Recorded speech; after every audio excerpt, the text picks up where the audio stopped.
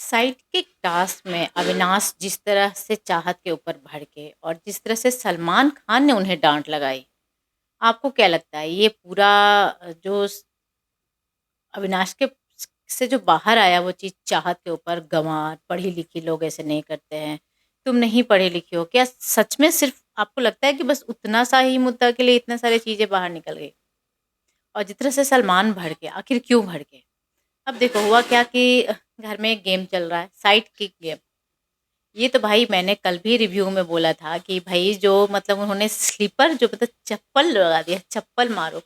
अभी अभी तक के सीजन में थप्पड़ होता था तो थप्पड़ रख देते यार, चप्पल रखने का क्या जरूरत था? वो भी एकदम रेड कलर का चप्पल रख दिया। कंपटीशन किस में कराया गया है? तो जो दो लोग ढूंढे गए हैं जो खड़े हैं इस टास्क करने के लिए, वो है दिग्विजय और अविनाश। इन दोनों को कहीं न कहीं करण एंड विवियन का साइड किक बोला गया है घर में, सबसे ज़्यादा लोग। अब देखो सबसे ज़्यादा साइड किक तो दिग्विजय को लगा होगा, नो डाउट एट ऑल।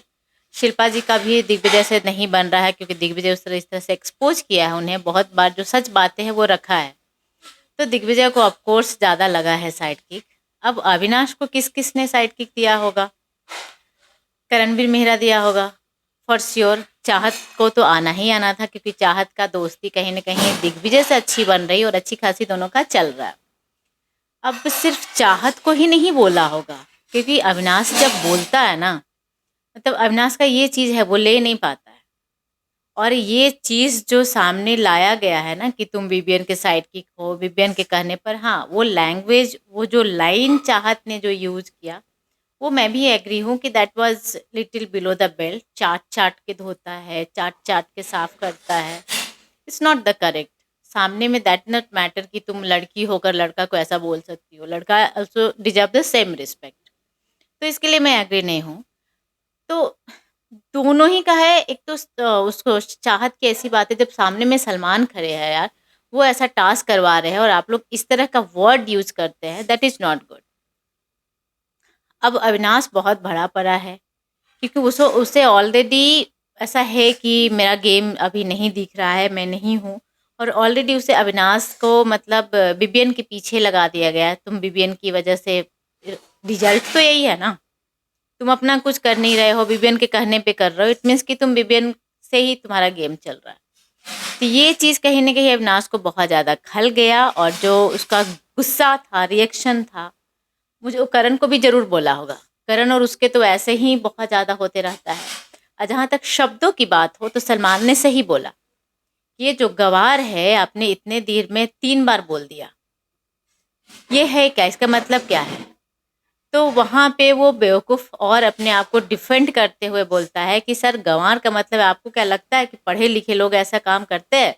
ऐसे-ऐसे शब्द बोलते हैं जो ये मुझे बोल रही है कि मतलब चाट-चाट के बर्तन धोआ, चाट-चाट का बेड साफ किया, दिस दैट एंड ऑल। तो सही बात है कि अगर जो वो गँवार है वो पढ़ी लिखी नहीं है, ये तो मतलब बहुत अनदर लेवल का पर्सनल जा रहे हो। वैसे अविनाश जब भी किसी से झगड़ा करते हैं तो उनका पर्सनल, प्रोफेशनल, दिग्विजय का भी उसके यूट्यूब वाले चीज़ों को लेकर क्लास चलाता है, क्या क्लास चलाता है, इन चीज़ों पे बात करता है। और बहुत शब्दों को तो बोलो ही मत।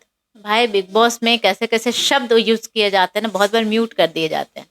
बहुत बार हमें दिखाते नहीं जाते और पता तो चल ही जाता है क्योंकि बहुत जगह बहुत बार उनका रील निकल कर आ जाता है कहीं से।